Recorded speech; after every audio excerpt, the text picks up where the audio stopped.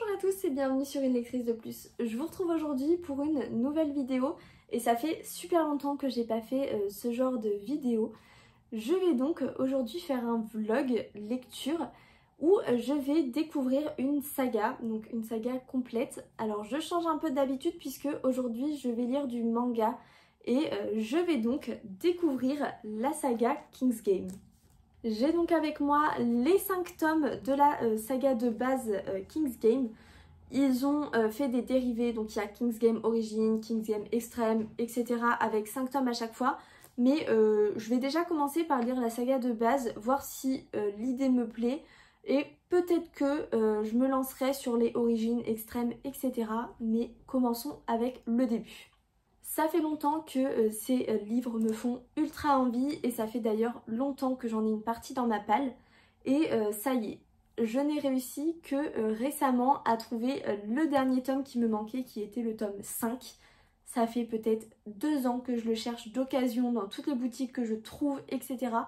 Impossible de mettre la main dessus, mais ça y est, j'ai trouvé le 5 et j'ai donc les 5 tomes de la saga de base pour pouvoir me lancer. Dans cette saga qui est ultra vieille maintenant, ça doit faire bien 10 ans que ce livre est sorti, on va suivre une classe de lycéens où un jeu va s'enclencher un jour comme ça, on ne sait pas trop pourquoi, pour qui, comment. Et chaque nuit, à minuit il me semble, si je ne dis pas de bêtises, cette classe de lycéens va recevoir un défi par message et ils auront 24 heures pour réaliser ce défi ou mourir. Sympa quoi, une sorte de petit Hunger Games dans la classe et j'imagine que la question va être de savoir qui tient les rênes de ce jeu, comment c'est possible, s'il y a une histoire de magie ou pas, enfin voilà, j'ai hâte de savoir. Donc je vous emmène avec moi parce que j'espère lire les 5 aujourd'hui. On va voir si c'est faisable ou pas avec tout ce que j'ai d'autre à faire, sinon je finirai ce week-end. Mais je vous emmène avec moi dans la lecture de ces tomes et je pense que je ferai un update à la fin de chaque tome.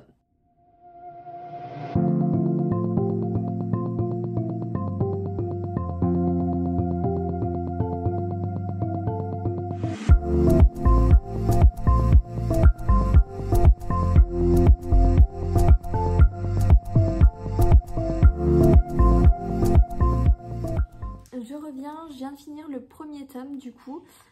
Au niveau de l'intrigue en soi, l'idée en soi, j'aime beaucoup. Par contre, c'est ultra sexiste. Ça manque de maturité, mais fois 1000. Donc c'est vrai que je suis un peu dérangée par le côté... En fait, ça tourne quasiment qu'autour du sexe, que ce soit les défis, que ce soit même eux au niveau de leur, pas de leur passion, mais voilà, de leur loisir, entre guillemets, ça ne parle que de ça. De manière, de toute façon, dans les dessins, c'est ultra stigmatisé. Les filles ont des gros seins, elles ont des mini-jupes volantes de manière à ce qu'on voilà, on voit leurs fesses. J'avoue que j'ai beaucoup de mal avec ce genre de dessin, ce genre de propos. Donc c'est le petit bémol on va dire, le côté, puis surtout qu'on aurait pu imaginer entre guillemets que les défis sur la fin soient du coup, enfin qu'on aille sur des défis crescendo, qu'au début ce soit du facile entre guillemets, du action vérité de base et qu'on aille vers du plus difficile, alors qu'en fait là dès le début c'est un porté très sexe. Et 2, c'est pas, c'est pas juste un bisou, c'est pas anodin.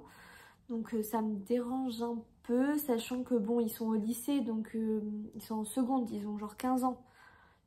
Enfin bref, c'est la partie un peu dérangeante je trouve. Après sinon sur l'idée de faire des défis, etc., je trouve que ça peut être intéressant.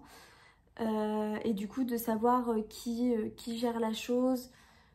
Si c'est une hystérie collective, s'il y a une partie un peu magie, etc. Comme ils disent dans le résumé, c'est vrai qu'il y a quand même un côté très mystérieux sur qui tient les rênes de tout ça, comment c'est possible, etc.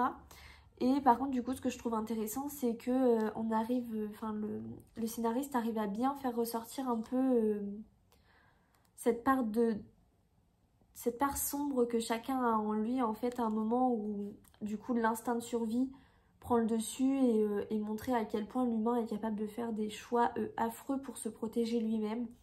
Et du coup je trouve que ça c'est déjà bien abordé dans le 1 et avec assez de justesse pour le coup.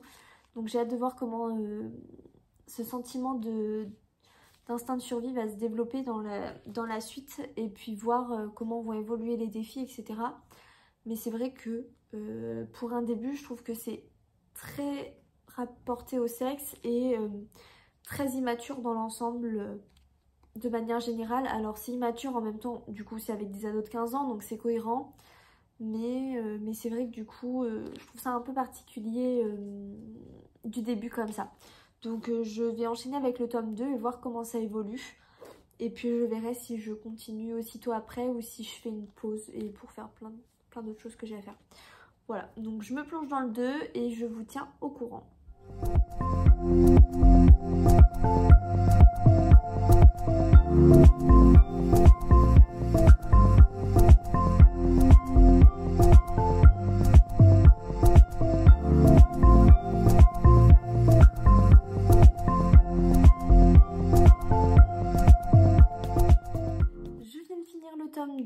J'ai l'impression que celui-ci était plus court que le premier, ou en tout cas j'ai eu l'impression de lire plus vite, même si d'un point de vue timing c'est plutôt équivalent. Je suis toujours autant dérangée par la même chose. Dans celui-ci il y a pratiquement un viol, clairement. Voilà, c'est un peu particulier je trouve. Je suis assez perplexe, j'avoue que je comprends pas trop la hype qu'il y a eu dessus à l'époque du coup. Je vais le lire jusqu'au bout, mais je suis clairement pas convaincue et j'en attendais beaucoup plus et j'attendais vraiment mieux que ça clairement. Et dans celui-ci j'ai l'impression qu'on n'a pas avancé tant que ça. Ouais, je suis mitigée vraiment complètement. Je vais continuer du coup forcément, mais c'est pas du tout une saga que je vais conseiller. Et oui, celui-ci est franchement lent comparé au premier. Alors forcément le premier il y a la mise en place et tout ça. Mais c'est vrai que là il s'est pas passé grand chose j'ai l'impression. Et du coup c'est peut-être pour ça que j'ai eu l'impression qu'il était rapide. Parce que du coup il n'y avait pas beaucoup d'événements. Donc je vais continuer, on va voir. Peut-être que ça va s'améliorer un peu, on peut espérer, avec plus l'enquête sur qui est responsable. Mais j'avoue que je suis franchement déçue pour l'instant. Si vous connaissiez la saga, que vous l'aviez lu, etc., n'hésitez pas à m'en parler dans les commentaires. Si vous l'avez lu à l'époque, je sais que ça existe aussi, ils avaient fait des versions romans. Alors peut-être que ça passe mieux en version roman déjà parce qu'il n'y a pas le visuel ultra stéréotypé. Mais dites-moi dans les commentaires si vous l'avez lu, sous quel format, est-ce que vous en aviez pensé.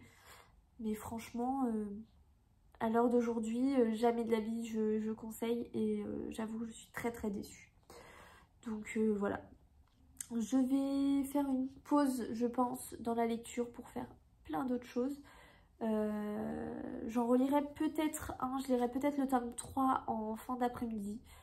Je vous reprendrai dans tous les cas quand je reprends la lecture.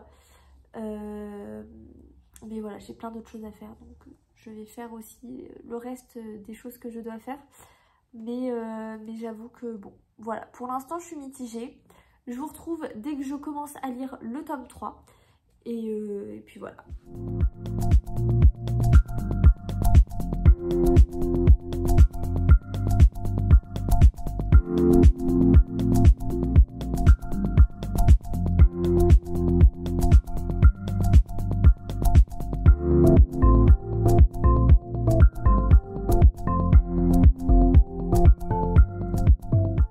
Je reviens pour un petit point. Du coup, j'ai enchaîné les 3 derniers tomes, donc 3, 4 et 5.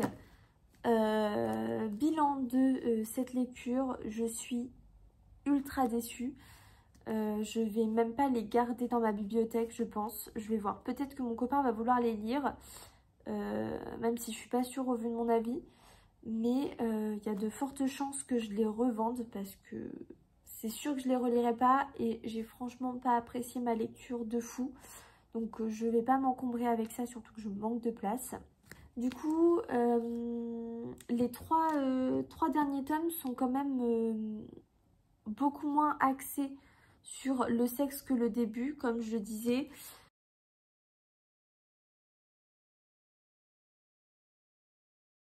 On est beaucoup plus axé sur les énigmes, etc. Donc je trouve que pour le coup, c'est beaucoup plus intéressant de cette tournure-là. Même si derrière, les conséquences sont quand même ultra violentes. On va pas se cacher qu'on est sur un manga qui est ultra violent. J'ai pas ultra accroché avec les visuels de base, encore moins avec la violence qui y est dépeinte. Mais c'est vrai que bon, je suis pas ultra convaincue.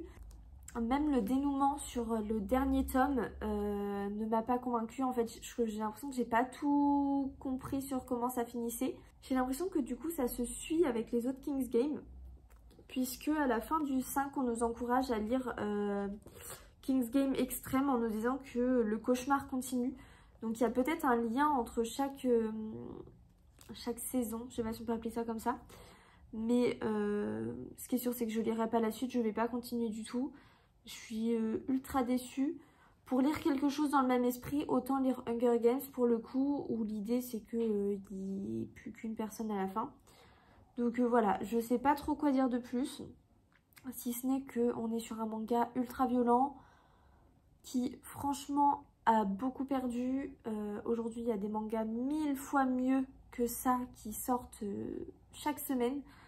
Donc vraiment, celui-ci, je sais pas si à la sortie, il était, c'était intéressant ou pas. Est-ce qu'il y avait un côté novateur au moment où c'est sorti? Peut-être. Ce qui est sûr, c'est que c'est plus le cas. Donc vraiment, ne vous encombrez pas avec cela. C'est franchement pas folichon. Et alors, on tourne pas en rond, mais c'est quand même régulièrement la même chose. On a un gage, etc.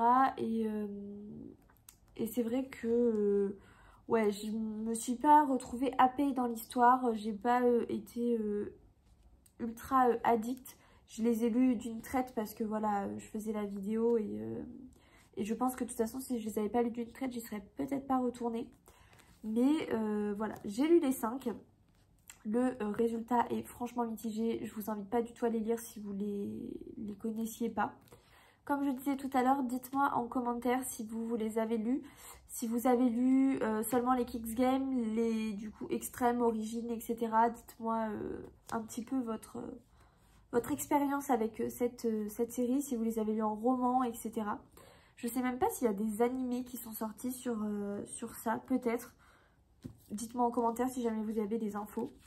Mais une chose est sûre, ne vous lancez pas dans cette saga, c'est franchement pas dingue. Et voilà quoi. Juste ultra déçue. C'est la première fois, je crois, que dans ce type de vidéo, je suis déçue à ce point et que je vais même pas garder les livres. Voilà, je suis déçue. Si la vidéo vous a plu, n'hésitez pas à la liker et à la partager. Et si vous n'êtes pas encore abonné, je vous invite à le faire puisque vous êtes nombreux à regarder sans être abonné. Et moi, je vous dis à bientôt dans une nouvelle vidéo.